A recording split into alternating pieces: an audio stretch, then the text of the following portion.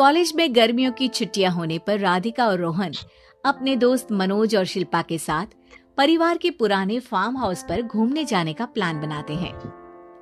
Guys, तुम दोनों को वो फार्म हाउस बहुत पसंद आएगा। बचपन से ही वो मेरी और रोहन की सबसे पसंदीदा जगह रही है। पर मैंने तो इतने सालों में तुम्हारे मुंह से कभी फार्म हाउस का नाम तक नहीं सुना। बचपन में फार्म हाउस जाते थे, लेकिन फिर अचानक सबने वहां जाना बंद कर दिया और वजह कभी किसी ने बताई नहीं। पर अब हम चारों मिलकर वहां धमाल करेंगे। इसी तरह बातें करते कुछ घंटों का सफर तय कर चारों शहर से दूर ऊंची पहाड़ी पर बने राधिका और रोहन के फैमिली फार्म हाउस पर पहुंच जाते हैं। वाव यार, ये तो बड़ा ही सुंदर है। पूरा घूमोगे तो और अच्छा लगेगा, लेकिन उससे पहले सब फ्रेशन अप हो जाओ, फिर साइट सीइंग के लिए जाएंगे।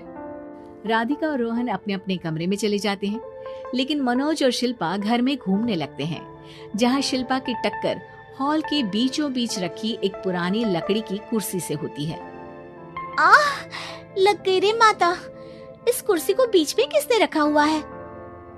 अरे तेरे स्वागत के लिए भूत ने रखा होगा। ओए, तुझे बात हंसी आ रही है? जब खुद टकराएगा तो पता चलेगा। हाँ ठीक है, पर अभी तो तू इसे साइड में रख दे। शिल्पा कुर्सी को एक कोने में रख देती है और वो दोनों भी अपने कमरे में चले जाते हैं, जिसके थोड़ी देर बाद चारों बाहर घूमने निकल जाते हैं। इसी तरह रात हो जाती है। फार्म हाउस में वापस आकर वे लोग सीधा सोने चले जाते हैं। आधी रात को मनोज की नींद खुलती है। बड़ी तेज प्यास लगी है, पानी साथ लेकर सोना चाहिए था। हाँ, अब रसोई तक जाना पड़ेगा। मनोज आंखें मलते हुए कमरे से हॉल में आता है और अचानक रास्ते में रखी कुर्सी से टकराकर जमीन पर गिर जाता है। अरे मर गया रे दादा। शिल्पा सही बोल रही थी, बड़ी तेज लगती है ये कुर्सी तो, पर इसे दोबारा बीच में किसने रखा? मनोज एक बार फिर उस लकड़ी की कुर्सी को कोने में रख पानी पीकर कमरे में चला जाता है। अगली सुबह जैसे ही चारों की नींद खुलती है तो उन्हें अपने बेड के पास साइड टेबल पर चाय का कप रखा मिलता है, जिसे देख वो खुशी खुशी चाय पीकर तैयार होकर कुछ देर बाद हॉल में मिलते हैं। थैंक यू यार राधिका, मुझे नहीं पता था कि तू इतनी अच्छी चाय बनाती है। वैसे मुझे उस बेड टी की बहुत जरूरत थी। ये और चाय, अरे इसे तो पानी तक उबालना नहीं आता। मतलब तूने हमारे लिए चाय बनाई क्या दोस्त? अरे चल पागल है क्या, इतना भी प्यार नहीं है मुझे कि तुम्हारे लिए बेड टी बनाऊं। चाय पर ये चर्चा करते हुए मनोज जैसे ही पीछे मुड़ता है तो एक बार फिर लकड़ी की पुरानी कुर्सी से टकराकर उस पर गिर जाता है। हाय रब्बा, अरे चाय छोड़ो, पहले ये बताओ कि इसे बार बार बीच में कौन रखता है? कल रात ही मैंने इसे साइड किया था। तो पहले ये बताओ कि चाय किसने बनाई थी? सबकी बातों को कुछ देर ध्यान से सुनने के बाद राधिका हैरानी से कुर्सी की तरफ देखने लगती है। भूत दीदी। राधिका की बात सुन आपस में झगड़ रहे सारे दोस्त शांत हो जाते हैं। ये क्या बोला अभी तूने? अरे पर अब वो यहाँ कैसे हो सकती हैं? क्यों नहीं हो सकती?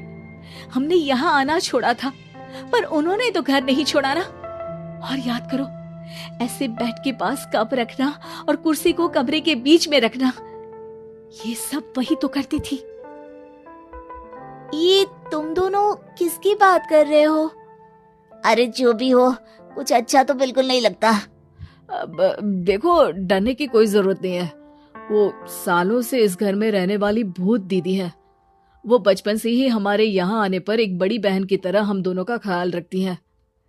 ओए, पगला गया है क्या? शिल्पा, मुझे यहाँ नहीं रहना, तू भी मेरे साथ ही चल। ये दोनों तो पागल हो गए हैं। जहाँ मनोज डर से वापस जाने की बात कर रहा होता है, वहीं शिल्पा अपने फोन में बिजी होती है। क्या तुम्हें यहाँ की सिचुएशन समझ में नहीं आ रही जो फोन में लगी हो? जिसे जो करना है करो, मैं तो जा रहा हूँ।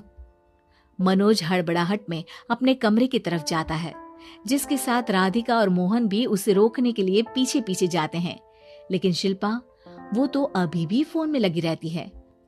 कुछ देर बाद जब वो तीनों दोबारा हॉल में वापस आते हैं तो शिल्पा को सबके पैक्ड बैग्स के साथ देखकर हैरान रह जाते हैं। ये सब क्या है शिल्पा?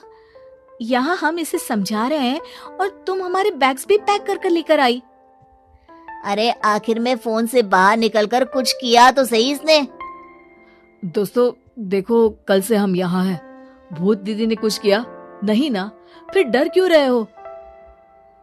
4 दिन और रुकोगे तो पता चलेगा कि क्या होगा। मतलब?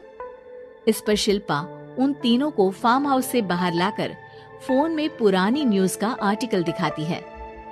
सालों पहले यहाँ रह रही औरत ने अपने दोनों बच्चों को सुबह सुबह दूध में जहर पिलाकर मार दिया और फिर हॉल में उस कुर्सी पर खड़े होकर खुद भी फांसी लगा ली थी। तुम्हारी बातों से मुझे इस केस की याद आ गई। गूगल किया तो पता चला कि ये वही फार्म हाउस है। अभी भी यहाँ रहना चाहते हो, जिससे कुछ दिनों में वो सबको थोड़ा थोड़ा जहर देकर मार दे? अरे पर ये दोनों तो बचपन से यहाँ आ रहे हैं, फिर इन्हें अभी तक कुछ क्यों नहीं हुआ?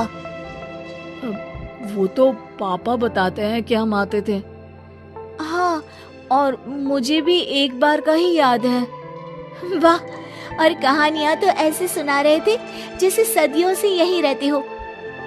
तीनों ये बात कर ही रहे होते हैं कि अचानक फार्म हाउस में से एक आवाज सुनाई देती है। मैं यहाँ किसी को जिंदा नहीं रहने दूंगी, किसी को नहीं। बस ये सुनने की देर ही होती है कि चारों डर से कांपते हुए तुरंत कार में बैठकर वहां से भाग जाते हैं।